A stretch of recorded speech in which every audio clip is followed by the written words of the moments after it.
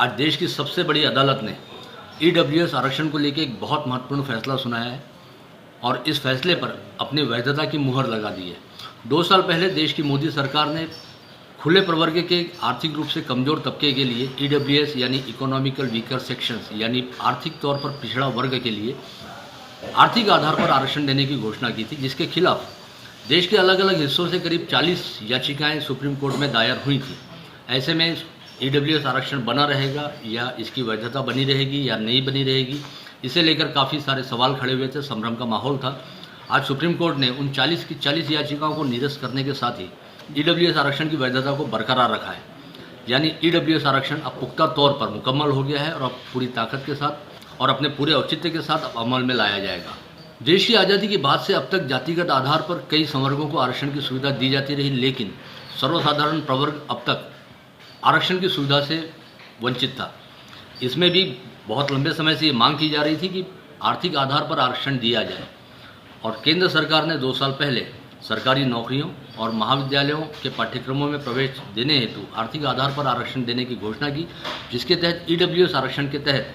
10% आरक्षण दिए जाने की घोषणा हुई है। ईडब्ल्यूएस आरक्षण के तहत उन परिवारों को इसका लाभ दिया जाएगा जिनकी सालाना आय 8 लाख रुपए से कम है,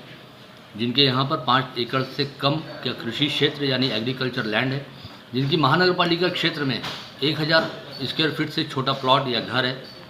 या नगर पालिका व ग्रामीण क्षेत्र में 1800 स्क्वायर फीट से छोटा प्लॉट या घर है,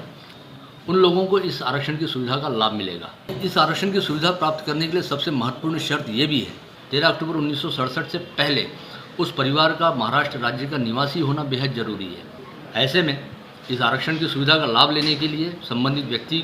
या आवेदक को निवासी प्रमाण पत्र, परिवार की आय का प्रमाण पत्र, अपना आधार कार्ड, अपना व अपने पिता का टीसी यानी शाला छोड़ने का प्रमाण पत्र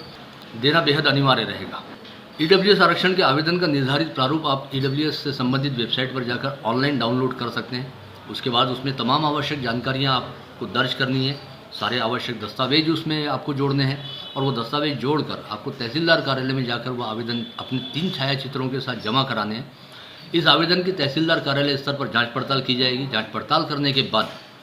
अगर आपका आवेदन बिल्कुल त्रुटि रहित है, इसमें कोई दिक्कत या कोई गड़बड़ी नहीं है, तब आपको ईडब्ल्यूएस का प्रमाण पत्र प्रदान किया जाएगा। सबसे खास बात यह है कि ईडब्ल्यूएस का प्रमाण पत्र केवल 1 साल के लिए वैध है। यानी अगर आपने इस साल ईडब्ल्यूएस का प्रमाण पत्र निकाला है, उसका लाभ भी लिया है और अगले साल भी आपको किसी नौकरी या किसी उच्च शिक्षा के लिए ईडब्ल्यूएस प्रमाण पत्र की ज़रूरत पड़ती है,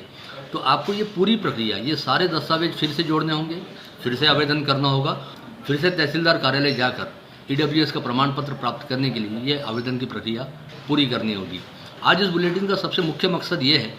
कि सुप्रीम कोर्ट के फैसले से अब तक जो ईडब्ल्यूएस आरक्षण को लेकर संभ्रम का माहौल था वह पूरी तरह से दूर हो गया है। ईडब्ल्यूएस आरक्षण अब पूरी तरह से मुकम्मल है, वैध है और अब पूरे देश में लागू होगा। धन्यवाद।